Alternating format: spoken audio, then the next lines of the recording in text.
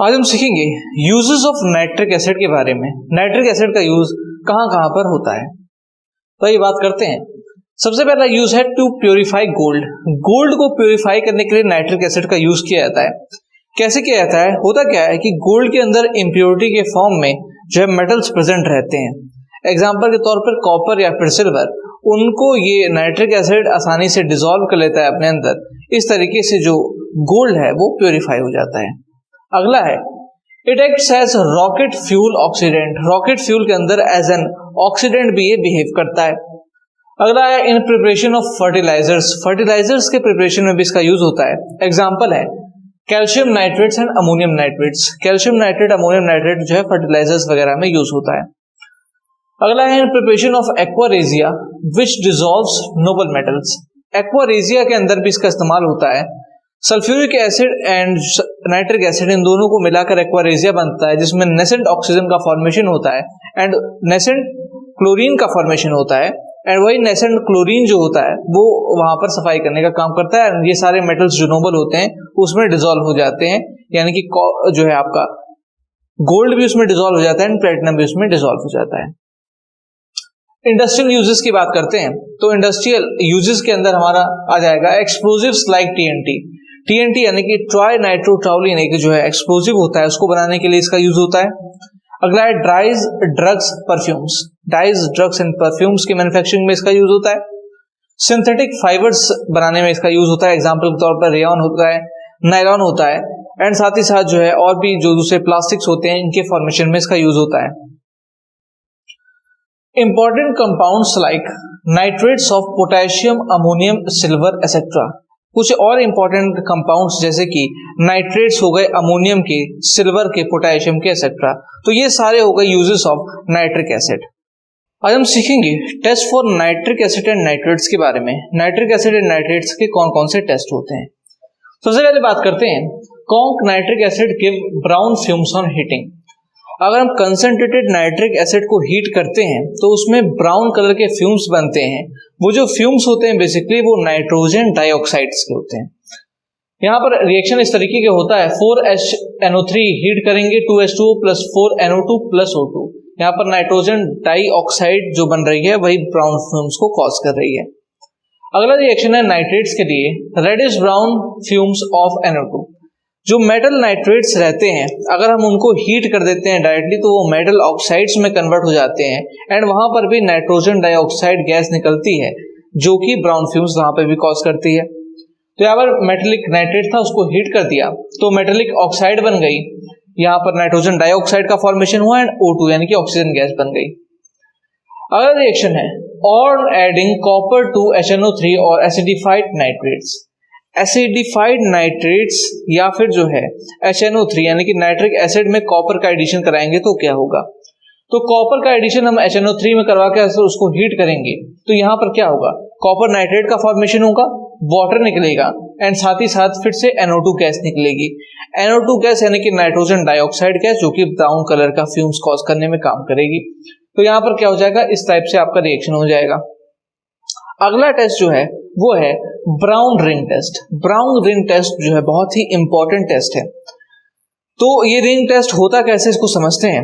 तो होता क्या है बेसिकली आपका इस तरीके के अपैरेटस होते हैं।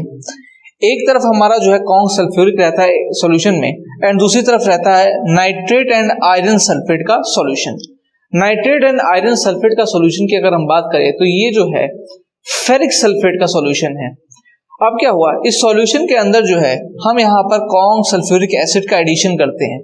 तो एडिशन करने पर होता क्या है कि सल्फ्यूरिक एसिड हैवी होता है तो नीचे की तरफ बैठ जाता है एंड ऊपर की तरफ हमारा जो है बीच में जाकर एक ब्राउन कलर की रिंग का फॉर्मेशन होता है। ये ब्राउन कलर की रिंग की वजह से इसको ब्राउन रिंग टेस्ट किया जाता है। अगर रिएक्शन की बात करें तो रिएक्शन कुछ इस तरीके का होता है कि ये हमारा फेरिक सल्फेट था, यहाँ पर H2SO4 डाल दिया HNO3 के प्रेजेंट में तो यहाँ पर जो है फेरिक सल्फेट बन गया, साथ ही साथ वाटर निकल गया एंड नाइट्रिक ऑक्साइड गैस निकली।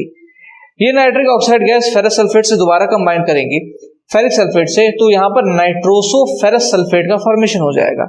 ये जो नाइट्रोसो फेरस सल्फेट है यही ये ब्राउन कलर की रिंग है, इसी को हम जो है ब्राउन रिंग कहेंगे एंड यही है हमारा ब्राउन रिंग टेस्ट। इस टेस्ट में कुछ बातें ध्यान देने की होती है, जैसे कि फेरस सल्फेट जो होता है हमारा जो है आयरन सल्फेट का सॉल्यूशन हमें फ्रेशली प्रिपेयर करके इसमें डालना होता है। दूसरा पॉइंट यहाँ पर ये होता है कि ये जो रिंग जो फॉर्म होती है वो टेम्परेरी होती है, वो परमानेंट रिंग नहीं होती। अगर हम उसको हीट कर देते हैं तो और डिस्टर्ब करते हैं तो वो वहां से जो है डिसॉल्व भी हो जाती है। एंड ये जो रिंग होती है ये हमारी जो है नाइट्रोसो फेरस सल्फेट की रिंग होती है, ये बात याद रखिएगा। कई बार आपसे पूछ लेता है कि नाइट्रोसो की ये रिंग जो बनती है ये किस केमिकल कंपाउंड की होती है, तो वो आपसे पूछ सकता है, उसका फॉर्मूला वगैरह भी आपसे पूछा जा सकता है। आज हम सीखेंगे effects of heat on nitrates के बारे में। अलग अलग नाइट्रेट्स को अगर हम हीट करते हैं तो किस टाइप के प्रोडक्ट का फॉर्मेशन होता है उसके बारे में हम जानेंगे। सबसे पहले है हमारे सामने sodium and potassium nitrates on और alkali metal nitrates. Alkali metal nitrates या फिर सोडियम पोटेशियम नाइट्रेट को हीट करेंगे तो क्या होगा। अगर हम इसको हीट करते हैं तो इसमें सबसे पहले ऑक्सीजन गैस का लिबरेशन होता है, साथ ही साथ जो है कलरलेस लिक्विड का फॉर्मेशन हो जाता है। एग्जांपल के तौर पर रिएक्शन आपके सामने है, 2NaNO3 को हीट किया तो 2NaNO2 बन गया एंड ऑक्सीजन गैस हमारी लिबरेट हो गई, ये कलरलेस लिक्विड है। सिमिलरली 2KNO3 को हीट करेंगे तो 2KNO2 बन गया एंड ऑक्सीजन गैस इसमें भी हमारी लिबरेट हो गई। अगला है all other oxide except those of silver and mercury decomposes into their oxides nitrogen dioxide and oxygen. सारे के सारे ऑक्साइड एक्सेप्ट सिल्वर जो है एंड साथ ही साथ मरकरी नाइट्रेट्स, इन दोनों नाइट्रेट्स को अगर हम हटा दें तो बाकी सबको अगर हम हीट करेंगे तो रिस्पेक्टिव मेटल ऑक्साइड्स का फॉर्मेशन होगा। NO2 यानी कि नाइट्रोजन डाइऑक्साइड गैस जो कि ब्राउन कलर की गैस होती है उसका लिबरेशन होगा एंड साथ ही साथ ऑक्सीजन गैस हमारी निकलेगी। रिएक्शन इस टाइप से होगा, 2CaNO2 यानी कि यहाँ पर कैल्शियम नाइट्रेट है उसको हीट किया तो कैल्शियम ऑक्साइड बन गया हमारे सामने। यहाँ पर आपका NO2 गैस जो कि ब्राउन कलर की होती है वो लिबरेट हुई एंड ऑक्सीजन गैस हमारी निकल गई। सिमिलरली कॉपर नाइट्रेट है उसको हीट किया तो कॉपर ऑक्साइड का फॉर्मेशन हुआ, NO2 गैस जो कि ब्राउन कलर की गैस है वो लिबरेट हो गई एंड ऑक्सीजन गैस हमारी लिबरेट हो गई। अब क्वेश्चन यहाँ पर बनता है कि यहाँ पर जो सिल्वर नाइट्रेट है एंड मरकरी नाइट्रेट है उनको अगर हम हीट करेंगे तो क्या होगा। तो उनको हीट करेंगे तो कुछ खास होगा नहीं, होगा क्या कि यहाँ पर जैसे कि मेटल ऑक्साइड का फॉर्मेशन होगा वहां पर मेटल ऑक्साइड नहीं बनेंगे, वो मेटल अलग हो जाएंगे एंड मेटल बन जाएंगे, NO2 गैस बन जाएगी and oxygen gas respectively liberate हो जाएगी। मतलब ये दोनों रिएक्शन लगभग सेम है, यहाँ पर मेटल ऑक्साइड बन रहा है वहां पर खाली मेटल का लिबरेशन हो जाएगा। अगला है अमोनियम नाइट्रेट। अमोनियम नाइट्रेट को अगर हम हीट करते हैं तो सबसे पहली बात ये जो रिएक्शन होता है ये थोड़ा सा एक्सप्लोजिव होता है एंड इसके अलावा क्या रेसिड्यू इसका बचता है वो ऐसे होता है, अमोनियम नाइट्रेट यानी कि NH4NO3 को हीट किया तो N2O प्लस 2H2O बन गए। N2O मतलब नाइट्रस ऑक्साइड, नाइट्रस ऑक्साइड को हम लाफिंग गैस के नाम से भी जानते हैं। N2O में एंड NO2 में जो है कंफ्यूज मत होइए, ये नाइट्रोजन डाइऑक्साइड है एंड ये नाइट्रस ऑक्साइड है। तो ये सारी बात हो गई जो है effects of heat on nitrates.